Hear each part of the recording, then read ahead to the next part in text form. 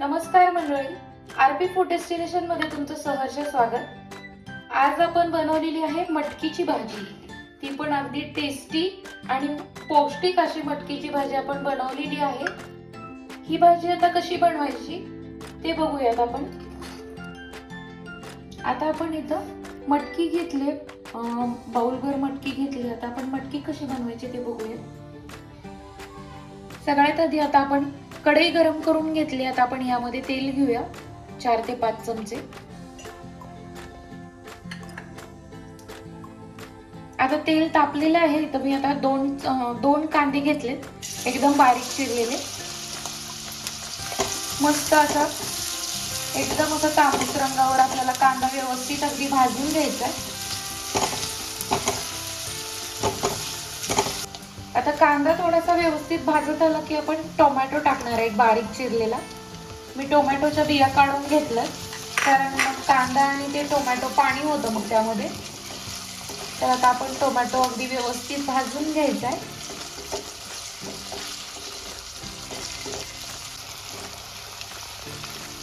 आता आपल्याला टोमॅटो आणि कांदा व्यवस्थित भाजत आला की त्यामध्ये आपण लगेच आता स्वच्छ धुवून घेतलेली आपण मटकी टाकायची आहे।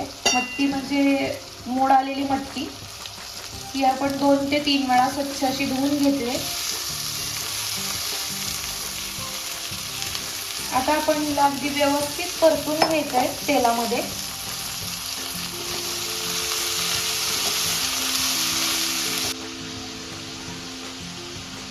आता मटकी म्हणलं तर मग डाएटसाठी किंवा आपण कडधान्य खूप प्रमाणात खाल्ले तर अगदी पौष्टिक असतात, मोड आलेले कडधान्य खाल्ले तर मटकी जेव्हा आपल्याला कधी खाऊ वाटली तर आपण अशी भाजी सिंपल आणि एकदम अगदी सोपी करू शकतो।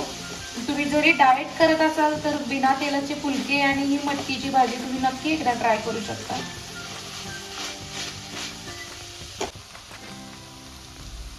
कोणती पण भाजी बनवायची म्हटलं तर सगळ्यात आधी तेलात व्यवस्थित परतून घेऊन कांदा टोमॅटो अगदी व्यवस्थित भाजून मगच वाफेवर शिजवूनच भाज्या चांगल्या होतात।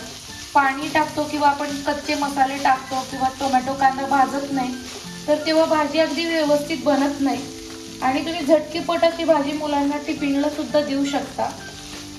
खूप मटकीची भाजी खूप टेस्टी लागते।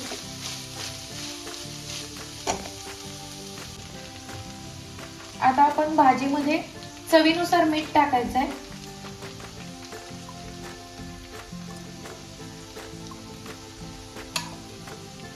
हळद टाकायची आहे आपल्याला अर्धा चमचा।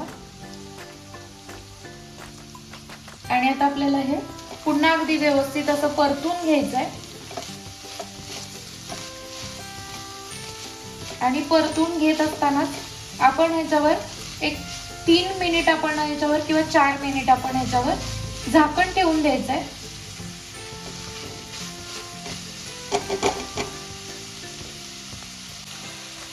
आता आपण ह्याच्यावर एक 3 ते 4 मिनिट झाकण ठेवून द्यायचं आहे। आता आपण झाकण काढून घ्यायचं आहे 3 मिनिटांनी। आता आपण परतून बघायचं आहे। थोडीशी आपण अगदी व्यवस्थित अशी वाफेवर शिजवून घेतली। आता लगेचच आपण यामध्ये कढीपत्त्याची पानं घ्यायची आणि कढीपत्त्याची पानं टाकायची यामध्ये आणि परत परतून घ्यायचं आपल्याला। कारण कढीपत्ता मी तेलात यासाठी नाही टाकला कारण मग कढीपत्ता एकदम अगदी खुसखुशीत होतो आणि मग तो चांगला पण लागत नाही। म्हणून आता आपण ह्या तेलामध्येच या भाजीमध्येच अगदी व्यवस्थित असा कढीपत्ता परतून घ्यायचा आहे, म्हणजे भाजीला अगदी चांगला वास सुद्धा लागतो त्याचा।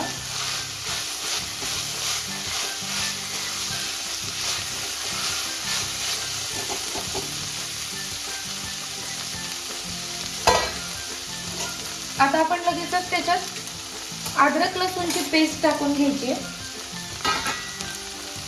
तुम्ही घरी बनवलेली अद्रक लसूणची पेस्ट टाकू शकता किंवा रेडीमेड जी असते ती सुद्धा तुम्ही टाकू शकता।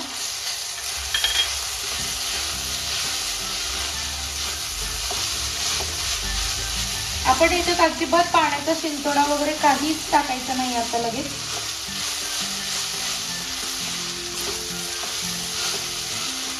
तुम्ही ही भाजी नक्की एकदा ट्राय करा, तुम्हाला नक्की आवडेल ही भाजी। पूर्ण वाफेवर शिजवून घ्यायची आपल्याला भाजी. थोडासा पाण्याचा शिंतोडा वापरला तरी मारला तरी चालेल.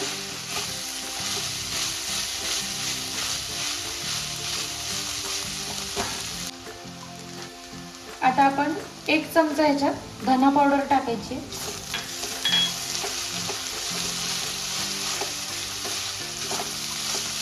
धना पावडर टाकून झाल्यानंतर आपला जो घरातला मसाला असतो, आपण अगदी घरगुती मसाला जो बनवतो तो टाकायचा आहे. तुमच्याकडे जर घरगुती मसाला नसेल तर तुम्ही कांदा चटणी किंवा कांदा लसूण चटणी किंवा प्लेन तिखट तुम्ही वापरू शकता. आता तुम्हाला जितकं तिखट हवंय तितकं तुम्ही तिखट टाका. आता मी खूप छोट्या चमचा म्हणजे अंदाजाने टाकते, तर एक 5 ते 6 चमचे मी टाकणार आहे. कारण हे जे मसाला आहे तिखट आहे की कमी तिखट आहे त्याचा मला अंदाज आहे. तर आता आपण पुन्हा एकदा भाजी परतून घेऊयात.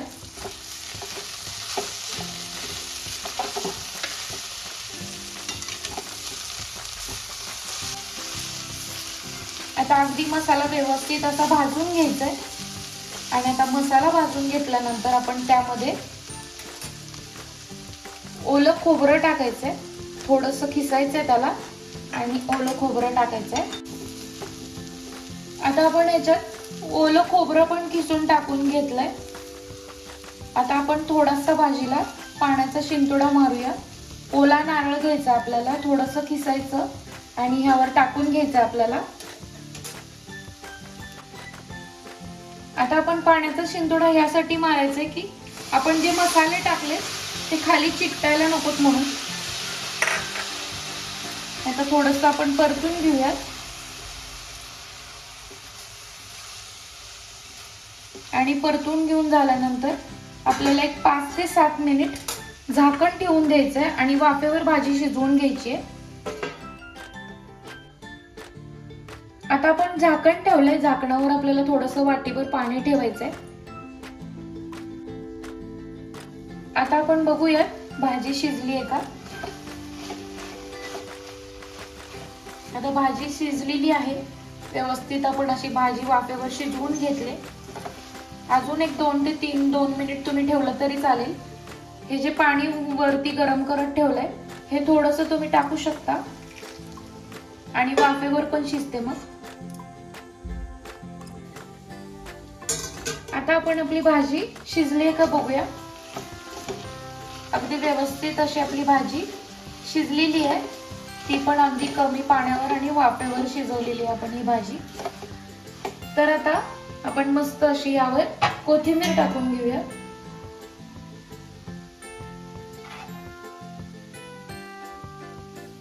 मंडळी, मस्त अशी आपली मटकीची भाजी तयार झालेली आहे.